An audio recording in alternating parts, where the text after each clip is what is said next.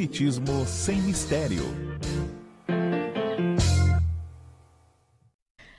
Olá pessoal, estamos iniciando o programa Espiritismo Sem Mistério, estudando o Livro dos Espíritos. E você que nos acompanha sabe que nós estamos falando sobre o retorno à vida corporal, estamos falando sobre a união da alma com o corpo. E isso tudo você já pode pegar os programas anteriores para saber do que a gente vem abordando, quais são as questões, porque tem questões muito interessantes que as pessoas estão nos enviando e nós não estamos tendo tempo de responder a todas elas. Então hoje nós teremos um programa diferente, hoje nós estaremos recebendo as perguntas, as dúvidas de vocês e utilizaremos o programa para responder todas as questões. Então vocês já podem ir ligando para a gente, já podem enviando as mensagens. A participação pode ser através do WhatsApp da TV Mundo Maior, no telefone 0 operadora 11 996 433827. Então você aproveita, vou repetir, 0 operadora 11 996 43, aí como você vê, 996 433827. Já vai mandando as perguntas, as dúvidas, porque assim a gente tem mais tempo da gente se organizar para poder ir respondendo, ok? Então, como eu disse, não deixe de ver os programas anteriores, porque vale a pena, é um assunto bastante interessante. E tudo isso, toda essa qualidade de áudio, de som, hoje nós estamos com a nossa equipe, como sempre, a nossa equipe muito querida, que são Rogério Palma, Fernandinha Lima, a Thaís, é a Regina Prata hoje com a gente, a Margarete Parpinelli. E a Thaís Cabenguele tá por aí também, por aí, né? Por isso que eu pensei nela, porque ela já mandou um recadinho também. E como ela ainda não me apresentou, já tô aqui, né? Querido, né? Deixando a Fernandinha maluca lá. Quem que eu ponho? Põe a gente na geral aqui, Fernandinha. Como todo mundo já conhece. Isso, uma alegria ter a Solange sempre aqui com a gente e a gente ter toda essa equipe maravilhosa, incluindo a Thaís Cabenguele e outros que já fizeram parte da nossa produção. Estão sempre muito atentos, muito interessados em fazer você que está em casa receber a imagem, o áudio e também participar do nosso programa, não é, Solange? Como você falou, nosso programa hoje estará voltado a responder perguntas. Aquilo que você tiver de dúvida, que nós pudermos responder, a gente vai estar procurando fazer essa resposta, esse ping-pong, né? Esse bate-bola para a gente poder ajudar aqueles que têm algumas dúvidas com alguma resposta que possa ser útil. Lembrando que a gente já tem aqui algumas perguntas até dos programas anteriores. Então, se você estava no programa anterior, viu que sua pergunta não foi respondida, de repente hoje talvez você tenha a resposta, não é? Isso mesmo. E para a gente agilizar, hoje nós não teremos nenhum slide, porque a gente vai fazer a leitura das perguntas e você vai acompanhar conosco. Vamos começar, Solange? Vamos lá, porque a gente já tem uma pergunta aqui. Isso, uma pergunta bastante interessante. Vamos lá. É o seguinte, ele é o Edson e ele mora no Rio de Janeiro. Ele fala, a pergunta dele é: uma pessoa sem conhecimento da doutrina espírita resolve acompanhar uma mulher na prática do aborto provocado. Pergunto: junto às leis do universo, além da mulher que praticou o aborto, essa pessoa também será responsabilizada?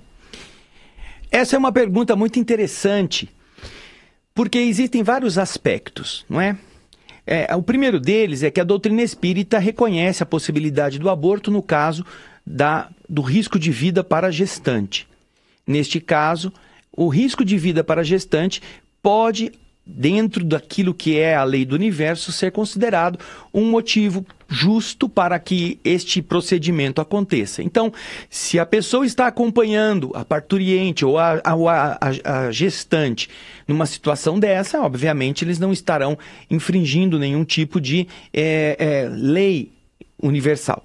A segunda hipótese é a seguinte: essa mulher vai praticar o aborto porque ela quer fazer o aborto. Mas esta outra pessoa que a acompanha é contra o aborto. Está tentando fazer com que a mulher não aborte. Está usando de tudo que pode para ajudar a mulher a convencê-la, mesmo que seja na última hora. Ele está acompanhando, por quê? Porque sabe que é um momento difícil, um momento de vulnerabilidade psicológica, um momento de conflito emocional por parte da mulher. Então, se este que está acompanhando, esta pessoa que está ao lado, está indo com o propósito de tentar evitar ao máximo aquilo que vai ser feito, Obviamente, ela não está apoiando isto. E é justamente o intuito, é o interesse interior daquele que está ao lado, é que vai colocá-lo na condição de corréu na lei do universo. Porém, se a pessoa que está ao lado dessa, que vai promover o aborto, está de acordo com isto, está apoiando isto, não importa que ela não seja espírita, não importa. Ela estará apoiando a prática de um delito, porque não é preciso ser espírita para saber que matar a vida é um crime, não é mesmo? Imagina que esse indivíduo é convidado para praticar um assalto. Ele não é espírita, mas o seu comparsa diz, a gente vai lá, a gente pula o muro, eu tenho um revólver aqui, e se aparecer alguém a gente dá uns tiros na pessoa. E aí a gente rouba e vai embora. Ó, o fato de não ser espírita e aceitar este procedimento expõe a pessoa às mesmas consequências do crime, porque ele sabe que aquilo não é correto. Portanto, em qualquer uma dessas hipóteses, é preciso a gente observar qual é o intuito daquele que está acompanhando aquela pessoa que vai praticar o aborto. Se é que ele vai apoiar a prática, ele assume as consequências. E talvez, em função, tanto a mãe, quanto a futura mãe, quanto aquele que está apoiando, pela sua falta de conhecimentos da lei do universo e de formação, o universo também possui fatores atenuantes para cada caso. Para cada caso. Mas é cada caso que vai ser analisado individualmente. O fato em si não deixa de representar uma infração à lei do universo. E todos os que participam disto, sem autorização da lei, quando a lei assim o permita, que é no caso do risco de vida para a mulher, e no Código Penal brasileiro, inclusive, também há uma outra hipótese no caso da gravidez por estupro. Nessa situação, é claro, quem está praticando o ato não será responsável, porque ele é um técnico que vai fazer o aborto acontecer. Mas o médico, a enfermeira, todos os que trabalham na clínica, que sabem que vão promover um aborto, que não está dentro da autorização legítima, todos eles, por dinheiro, por ganhar aquilo que para eles é importante, estarão incidindo nesse mesmo compromisso. Tá bom? O Edson, lá do Rio de Janeiro, muito obrigado, querido. Um grande abraço para você. Quer acrescentar mais alguma coisa, Solange? Não, eu só quero aproveitar que se você se você acessou agora o canal da TV Mundo Maior, então nós estamos fazendo o programa hoje sobre perguntas e respostas. Eu vou passar para vocês de novo o número do WhatsApp para que você envie suas dúvidas, envie suas perguntas. O nosso número é 0 operadora 11 996 433827. E você já pode ir enviando, porque nós estamos no início do programa, então qualquer dúvida, mande para a gente. E a sua participação também pode ser através do Facebook da TV Mundo Maior, ok? E também acho que pelo YouTube, no chat do YouTube tá valendo também. Manda pra gente a sua dúvida. Então é isso, André. Nós temos mais perguntas que eu acho que tem várias pessoas que deram um oi pra gente isso pelo mesmo. Facebook. A Valquíria Silto, o Luiz Eugênio Lico. Isso, a Rosicleide Machado, de Caruaru, Pernambuco, a Elaine Stroider, da Vila Carrão, São Paulo, o nosso querido Felipe Prince. O Felipe, que já esteve aqui com a gente fazendo programas também, quando a Solange não pôde estar. Um grande abraço também para todos vocês que estão assistindo o nosso programa. E nós temos agora aqueles que já fizeram perguntas dos programas anteriores, que também a gente vai mesclando com as perguntas que estão chegando aqui, não é, Solange? Isso Vamos mesmo, lá? Vamos lá. Nós temos a pergunta aqui do Josevan, e ele fala o seguinte: tem uma dúvida. Será que o médium Chico Xavier reencarnou novamente no planeta? Ou já é um espírito de luz e não tem mais necessidade de reencarnar no nosso planeta? Bem, Josevan, nós consideramos que esta é uma opinião, não é uma afirmação de fato. Nós acreditamos, eu particularmente creio que ele ainda está no plano espiritual, atuando para beneficiar as pessoas, para coordenar o movimento espírita, para ajudar os que estão lutando nesta época de transição tão importante, e certamente estará ajudando bastante, porque espíritos como Chico, que tem já uma visão bastante próxima daquela que Jesus pede que nós tenhamos, eles serão úteis em qualquer circunstância. E seja na vida espiritual, na vida física, ele poderá exercer todo este mesmo potencial. Agora, naturalmente, num período como este que nós estamos vivendo, se você imaginar que entre a gestação, o nascimento, o crescimento, o amadurecimento da vida juvenil, vai consumir desse espírito um período de tempo bastante grande, do ponto de vista de ele estar incapacitado para atuar de maneira imediata. Então, acho, na minha opinião, que é um pouco cedo demais para se falar em um processo de reencarnação. Afinal, são 19 anos em que ele voltou para a vida espiritual, completados agora em 2020. E isso eu acho que dá a ele mais tempo para ele poder atuar de maneira bastante positiva no plano espiritual com a continuação do projeto da transição, que agora, como sabemos, pela própria explicação do Chico, aquele que havia sido o seu mentor da mediunidade, Emmanuel, reencarnou e está aproximadamente agora com seus 20 anos, 21, 22 anos. Já cresceu a ponto de passar da idade juvenil e está agora na idade adulta. E que quando o Chico estava encarnado, Emmanuel lhe havia dito: quando você morrer, eu vou reencarnar. E assim, o que eu fiz para ajudar você, você acabará também fazendo para me dar apoio naquilo que eu tenho que realizar. Então, essa uma opinião, tá? Não é uma posição oficial de doutrina espírita, porque eu não represento a doutrina espírita, apesar de estudá-la. Apenas estou dizendo a você que eu acho que não, por vários motivos, o espírito Chico Xavier está sendo muito útil aonde ele se encontra para velar pelos valores da espiritualidade. Muito bem, André. Nós temos uma outra pergunta pelo WhatsApp. É a pergunta da Hélia de São Paulo. Ela fala o seguinte: até que ponto uma pessoa com ansiedade sofre influências espirituais? Bem, é uma pergunta muito legal. Se você vai na pergunta do Livro dos Espíritos, 459, deixa eu pegar só para confirmar aqui, 459, vamos lá. Livro dos Espíritos. Pergunta 459. Kardec pergunta: os espíritos influem sobre os nossos pensamentos e nossas ações? E os espíritos respondem: a esse respeito, a influência que eles exercem é maior do que aquilo que você acredita, porque frequentemente são eles que vos dirigem. São os espíritos que dirigem os encarnados, geralmente pela invigilância destes. Portanto, a pergunta da Hélia: até que ponto uma pessoa com ansiedade sofre influências espirituais? Nós todos, Hélia, com ansiedades ou sem ansiedades, sofremos influências espirituais. O grande problema é que nós devemos selecionar as influências que estejam mais intensas sobre nós. E nós selecionamos isso através da qualidade de pensamentos, atitudes e sentimentos. Enquanto que quando nós desprezamos isso, nós nos descuidamos e passamos a vibrar em uma situação inferior, as entidades que estarão nos influindo são entidades inferiores igualmente. Agora, a ansiedade natural não é uma das qualidades dos espíritos enobrecidos.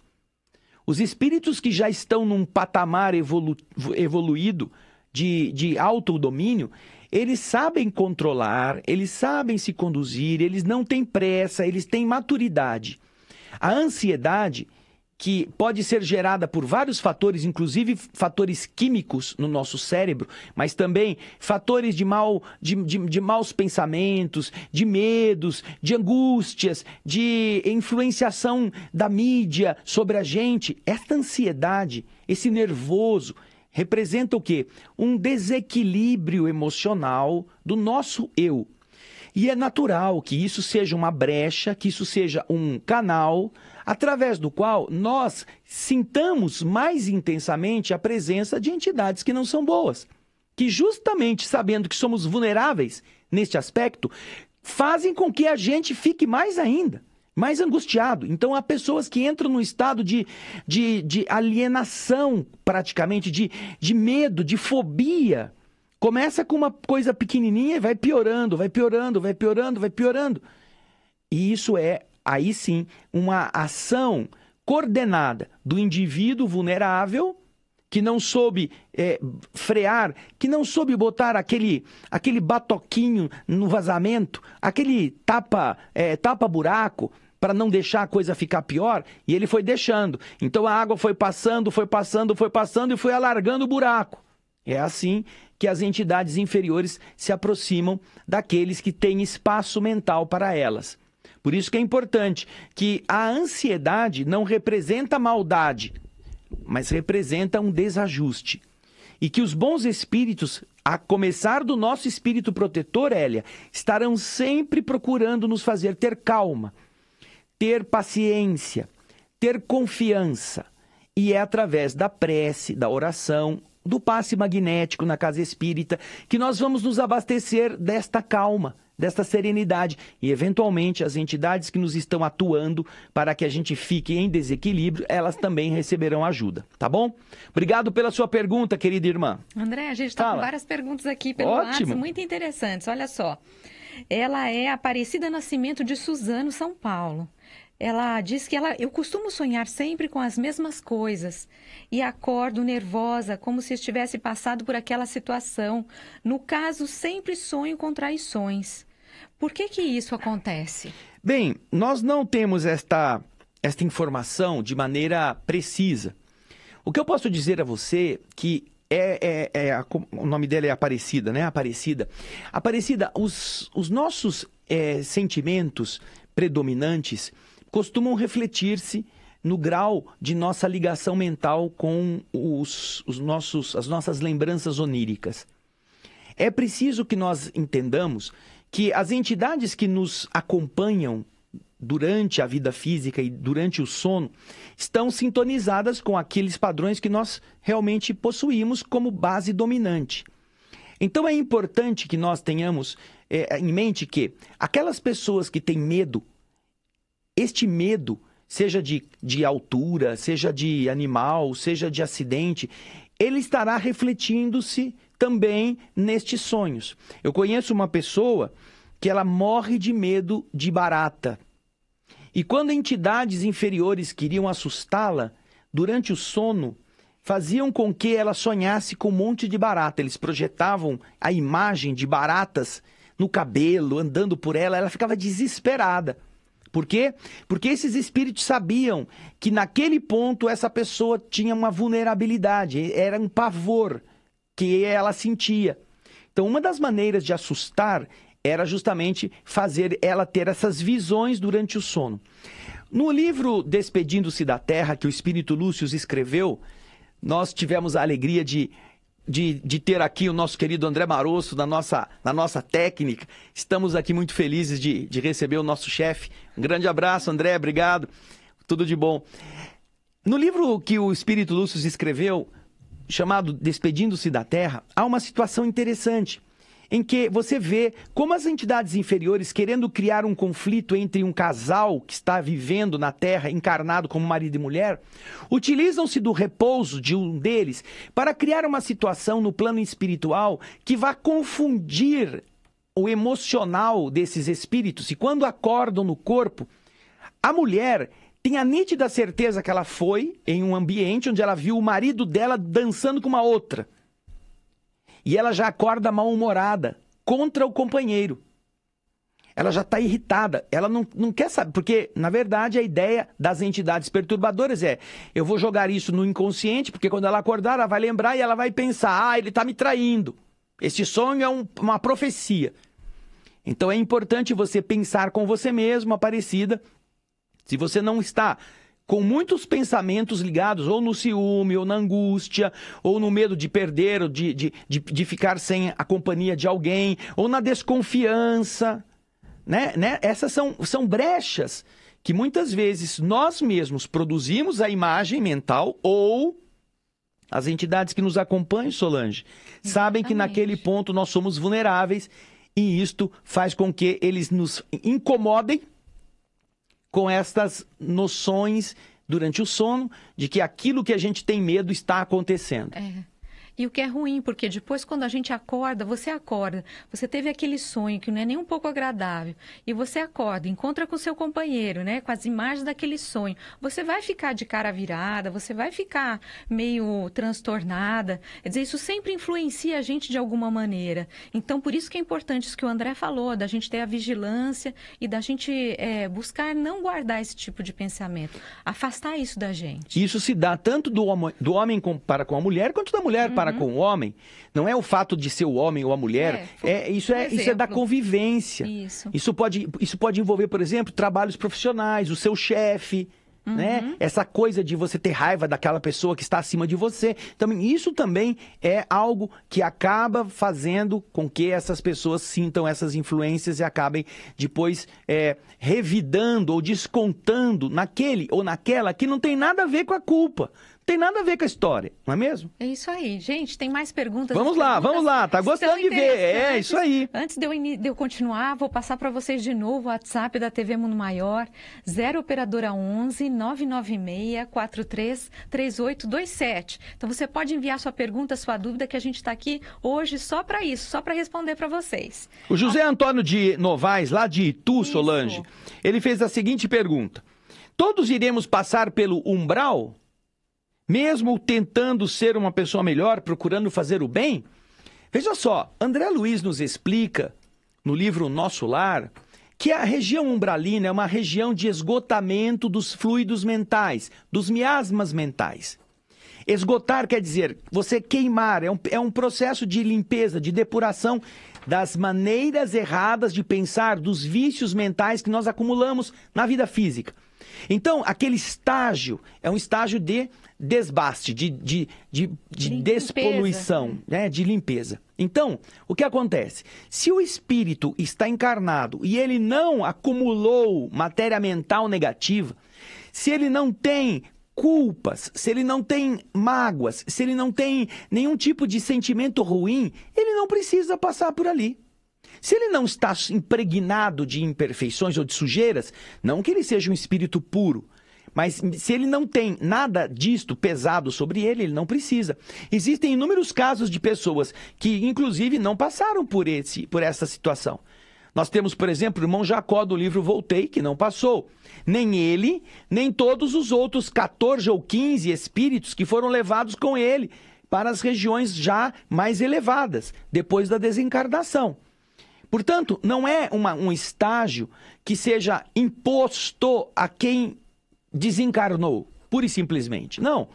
É uma consequência do apego à matéria, dos sentimentos inferiores, das vibrações ruins, da falta do perdão, da ideia fixa nas coisas da terra que ficaram aqui. Esse apego. Isso é que vai prender a pessoa numa região inferior. Se ela não tem isto, durante a vida física, olha, quando desencarna, sobe que nem um balão. Vai em frente, não precisa passar nessa região escura. Inclusive, André, eu me lembro, não exatamente, eu acho que você vai lembrar melhor que eu. Nesse exemplo que você deu sobre o irmão Jacó, esse grupo que desencarnou, que estava indo para uma região melhor, nesse grupo tinha alguém que tinha cometido mal, me parece, não sei se ele tinha matado alguém, se ele tinha sido um assassino, mas que durante a vida ele se arrependeu do que ele fez e ele procurou servir, fazer o bem, mesmo encarnado ainda, e depois ele desencarna. Então, a gente vê que mesmo num grupo desse, onde uma pessoa que cometeu um delito desse, de repente ele conseguiu, quer dizer, ele não precisou passar pelo umbral. Põe na geral aqui, por favor. O que ele fez durante a vida física, depois do erro cometido, foi suficiente para recompor o seu estado mental e a sua integridade de consciência. Ele não precisou passar por aquela região escura. Bem lembrado, Solange. Que mais? Temos outras, temos várias perguntas. Olha aqui, ó. Vamos lá. Temos um abraço para Maria Anunciada e temos aqui a Renata de Sorocaba. Isso. Ela diz, fala aí. Me relaciono com uma pessoa há 5 anos, mas sua esposa anterior se suicidou e sinto que isso até hoje atrapalha a nossa relação. Bem, Renata, nós temos que deixar as coisas bastante objetivas. É preciso saber se nesse relacionamento que você tem com essa pessoa, ela já estava relacionando-se, ela já era casada antes com aquela que depois se matou.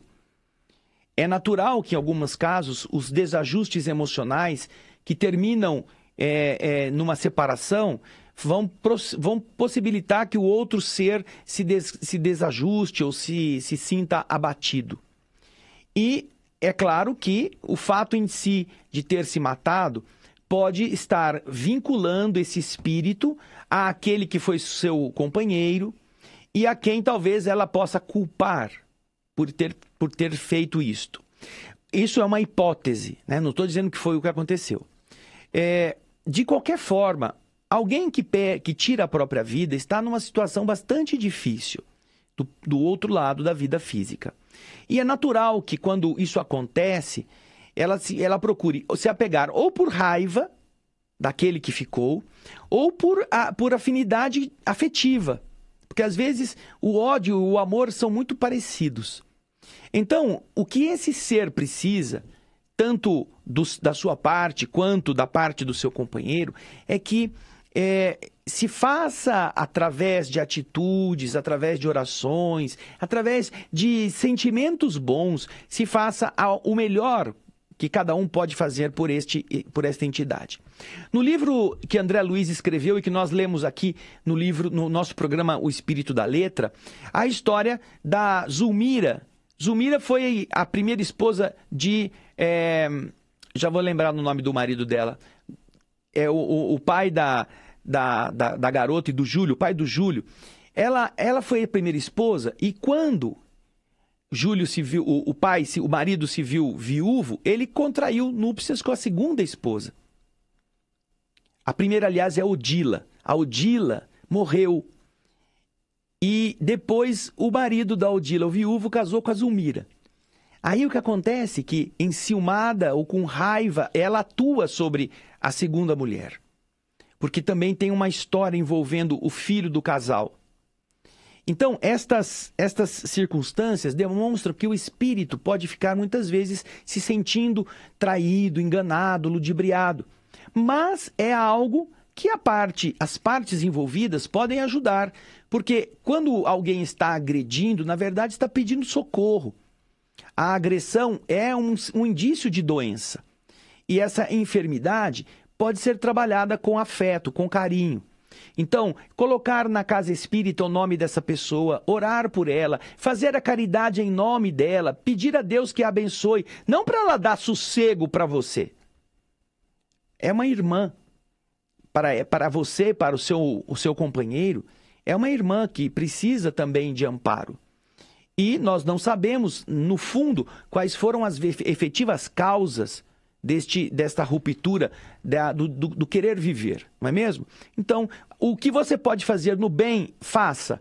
E não espere que essa seja uma consequência que em 15 minutos se resolve. É algo que precisa ser repetido até que o espírito se sinta amparado por carinho verdadeiro. Tá bom, Renata? Muito obrigado pela sua pergunta. Vamos lá, nós temos outra pergunta, ela é do Daniel Rosa, de Goiânia. Boa tarde. Na programação reencarnatória seria estabelecido as tarefas de relevância espiritual, incluindo os vínculos sociais com quem realizaremos isso, a bem de quem os bons espíritos nos confiam? Bem, Daniel, veja só, a reencarnação, ela é um projeto que envolve as linhas gerais, que envolve o trabalho de recuperação dos erros, de semeadura de novas estradas, de novos projetos. E, dependendo do grau evolutivo do espírito reencarnante, ele terá algumas coisas que precisará realizar, já programadas. Mas ele não terá, naturalmente, programado todos os detalhes, de quem que ele vai ser vizinho, com quem que ele vai se relacionar, quantas namoradas ele vai ter, se ele vai ser amigo, se ele vai estar no clube social de tal ou de qual grupo social. Não. Ele terá as linhas gerais dos modelos principais da sua encarnação. E quanto mais elevado for esse espírito, mais ele poderá já deixar organizada uma série de atividades que ele vai ter que desenvolver durante a sua vida com os objetivos que estão previstos pelo plano espiritual durante a reencarnação. Existem reencarnações, como nós já falamos antes, que são reencarnações de resgate. Existem reencarnações que são reencarnações de aprendizado. Existem reencarnações que são reencarnações, vamos dizer, comuns. Existem reencarnações que são reencarnações de empenho em coisas mais profundas. E existem reencarnos missionários. Cada um deles terá uma ambiência. Então é justamente aí que vão diferir os detalhes em que cada um vai ter que enfrentar a sua. Aquele que vem numa reencarnação de resgate vai ter que sofrer os efeitos das ações que praticou. Não impede que ele faça o bem, não impede que ele melhore, mas ele vai ter que enfrentar as consequências. Agora, o que faz o missionário é muito diferente. E é assim que nós poderemos ter uma noção de como a preparação reencarnatória é fundamental para aquilo que nós vamos fazer durante a vida física. Obrigado, Daniel. Um grande abraço. A Dalva Providel pergunta o seguinte. Olha que interessante. A pessoa, quando acorda mal-humorada, é porque ela foi influenciada durante o sono? Bem, essa é uma pergunta que é bastante legal. Porque, veja só, se nós saímos do corpo, estamos do outro lado, onde é o mundo real, se nós temos bons espíritos que nos acompanham, se tem um espírito protetor que é nosso amigo porque é melhor do que nós, por que você ficaria mal-humorado quando volta? Por algum motivo? Você fez o quê? Eu fiquei mal-humorado porque eu estava num lugar maravilhoso, agora voltei para o corpo. E aí dá um coice no marido, na esposa, já maltrata o funcionário. Mas então que lugar maravilhoso é este que você não se sentiu nem um pouquinho tocado? O estar voltando ao corpo físico deveria ser um momento de alegria, ai, que bom, agora eu estou descansada, eu pude aprender coisas, eu senti influências boas. Mas se nós estamos voltando com esse estado de ânimo, é porque geralmente nós estivemos em situações difíceis. Nós passamos por ambientes que não eram os melhores, nós tivemos companhias espirituais desagregadoras. No livro que nós lemos também no nosso programa O Espírito da Letra, chamado Libertação, André Luiz está numa cidade umbralina, está ouvindo a conversa de um espírito, uma mulher desencarnada, com uma outra que foi trazida durante o sono. E esse espírito está dizendo, escuta, eu ouvi falar que o seu marido está indo rezar, que negócio é esse? Não, você não pode deixar, você tem que acordar, você tem que espezinhar seu marido, você tem que fazer ele ficar nervoso. Se a gente perder o seu marido para essas coisas de reza, como é que nós vamos manipular as pessoas lá na fábrica onde ele trabalha? Ou seja, havia um projeto do plano espiritual inferior que usava a esposa desse rapaz como um instrumento de provocação. Então ela voltava ao corpo físico irritada, nervosa, pegava no pé do marido, você tem que fustigá-lo, você não pode dar trégua para ele tem que ficar nervoso. Está escrito lá no livro Libertação, do Espírito André Luiz. Então preste atenção, porque não pode ser isso uma rotina. Porque se for uma rotina, você está precisando meditar a respeito, orar antes de dormir, pedir ao seu espírito amigo que te ajude, que te leve para bons lugares e também limpar o pensamento de coisas negativas. Porque é pela brecha mental que as entidades também se aproximam e nos fazem passar mal, ok? Vamos lá, o Antônio de São José do Rio Preto gostaria de saber se os espíritos podem reencarnar em corpos de animais. Bem, Antônio, essa é uma questão que o Livro dos Espíritos nos esclarece. O espírito, ele só progride. O espírito não regride. Diferente de algumas religiões orientais que atestam que é possível um espírito humano nascer num corpo de um porco, um cachorro, um gato, a doutrina espírita não compactua com esse tipo de crenças. Por quê? Porque, segundo o processo evolutivo, o espírito, para atuar num corpo humano, já está num outro padrão de evolução espiritual. Tem outra complexidade. Ele estaria evoluindo se ele precisasse renascer num corpo de um ser que está num nível evolutivo abaixo do ser humano racional, animal racional. Portanto, é nesse sentido progressivo que os espíritos nos explicam que um ser que já está no nível hominal não reencarnará mais num nível de animal irracional. Tá bom? Muito obrigado, Antônio. O que mais, Solange? Nós temos aqui o Fábio... Não, peraí. O Fábio tá dando ok. Olá, Fábio José Neves, dando um oi pra gente. Tem a Vera Souza. Nós temos logo a a seguir. Vera Souza. Minha dúvida é, somente pelo espiritismo se pode ter contato com os espíritos? Pelo contrário. Vera, olha, se você vai na Bíblia católica, você vai ver na Bíblia o maior documento de contato com o mundo espiritual. É ali que tem vidência, que tem sonho, que tem premonição, que tem aparição, que tem efeito físico. Tudo isso está lá. A Igreja Católica possui médiuns. A Igreja Evangélica possui médiuns, falam em línguas, fazem profecias. O fenômeno da mediunidade, do contato do ser com o mundo invisível, não é propriedade do espiritismo. Apenas que no espiritismo ele é explicado, ele tem uma ética, ele é feito de uma forma que não leva em conta interesses materiais, desejo de realce, de poder, não. Rituais. Tem rituais. Essas são coisas que na doutrina espírita nós não vamos encontrar. Mas o fenômeno mediúnico, ele pertence ao ser humano, de qualquer crença e inclusive sem religião. Não é propriedade do espiritismo. Apenas que, como em outros caminhos, as éticas ou os procedimentos que estes outros indivíduos adotam não são os da doutrina espírita, você vai encontrar gente vendendo a mediunidade, vendendo a vidência, ganhando dinheiro com as coisas do mundo invisível. Isso é problema deles e é justamente aí que as entidades inferiores atuam sobre aqueles que estão se prestando a esse tipo de coisa. E é quando também podem acontecer aquelas frustrações, aquelas coisas que a gente às vezes vê por aí, pessoa que é enganada na sua boa fé. Tá bom? Muito obrigado, Vera.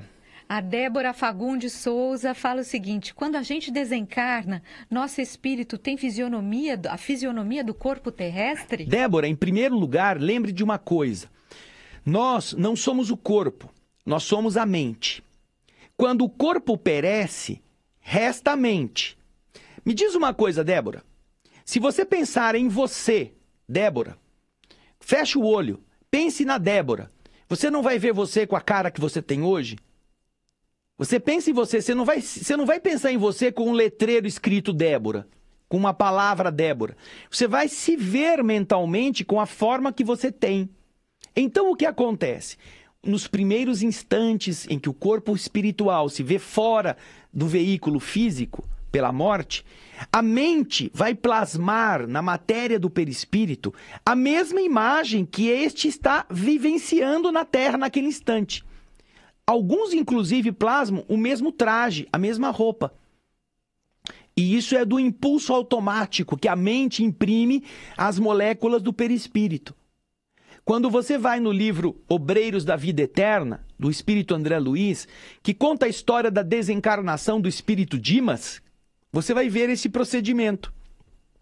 Desde o desligamento parcial até o desligamento total e a reconstrução imediata do perispírito do Dimas como uma cópia exata daquele corpo que está agora destinado ao cemitério. Agora, com o passar dos anos, no plano espiritual, a mente do espírito pode ganhar vitalidade, pode ganhar recordações e que façam com que a sua aparência se modifique. Mas é a mente que vai definir isto. Tá bom? Obrigado pela sua pergunta. Nós temos aqui o Anderson André. Boa tarde, gostaria de saber se faz algum sentido visitar algum ente querido no cemitério. Bem, desde que você entenda, Anderson, que o corpo que está sepultado não retém o espírito lá, você pode ir ao cemitério como uma homenagem, mas é a sua mente, é o seu pensamento que vai estar ligando você ao ente querido. Para isso, você não precisa ir do cemitério. Você pode se lembrar dele na sua casa, você pode se lembrar dele no seu serviço, você pode orar por ele na rua, você pode estar em contato com esses que não morreram. O que está no cemitério é o corpo, na nossa tradição de inumação, como um respeito aos nossos antepassados, mas não é o espírito.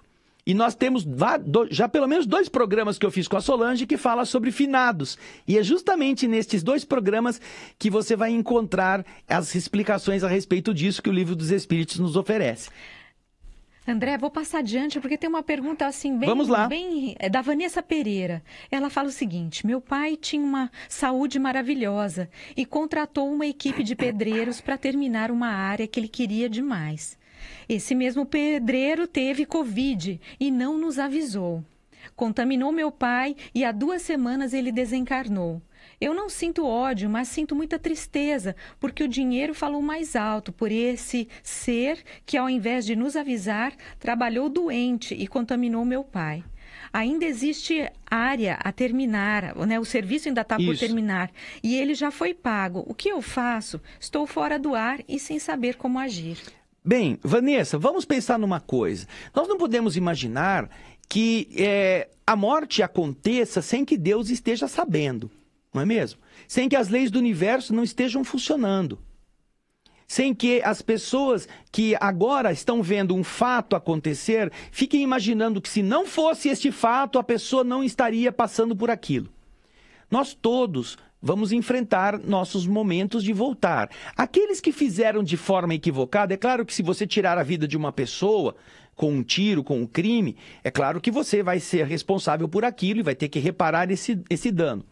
Porém, tratando-se de algo que nós estamos vivenciando como uma experiência coletiva, todos nós passaremos por riscos. Poderemos ser atropelados, poderemos cair do prédio, poderemos ter um infarto, poderemos comer uma coisa que esteja envenenada sem que a pessoa soubesse.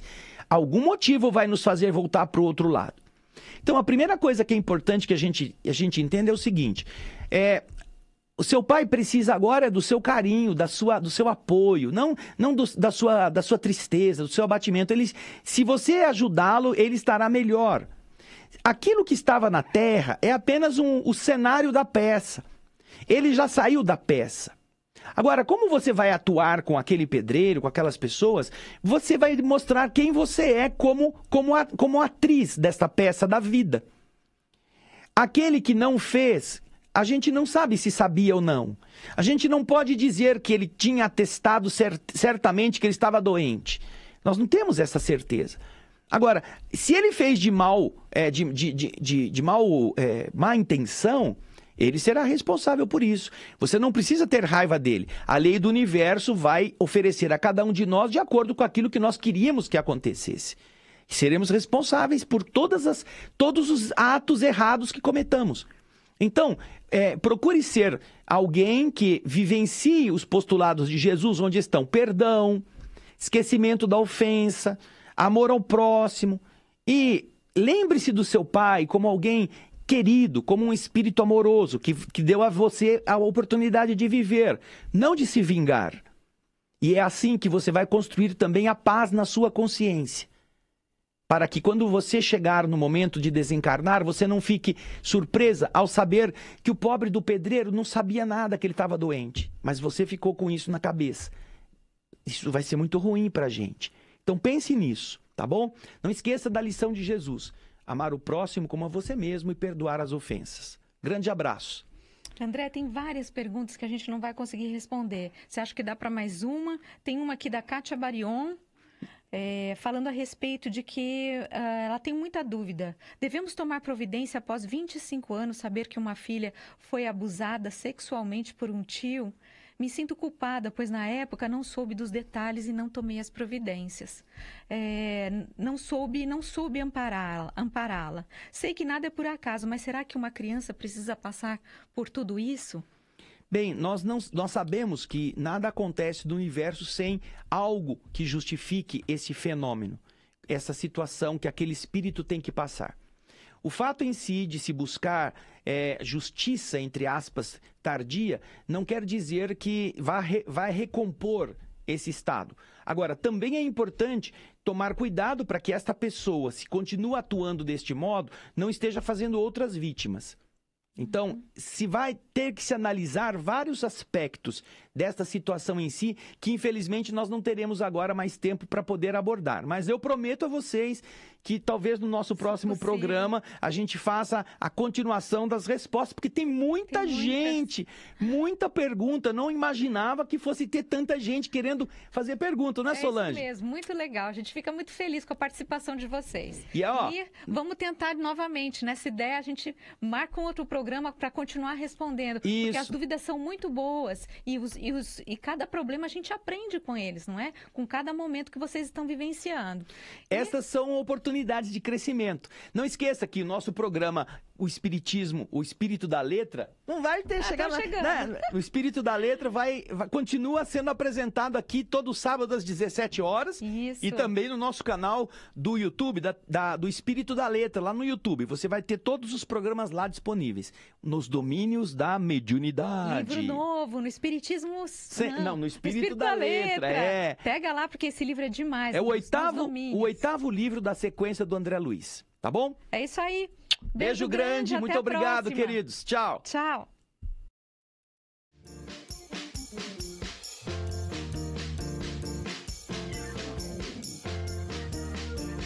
Termina aqui. Espiritismo sem mistério.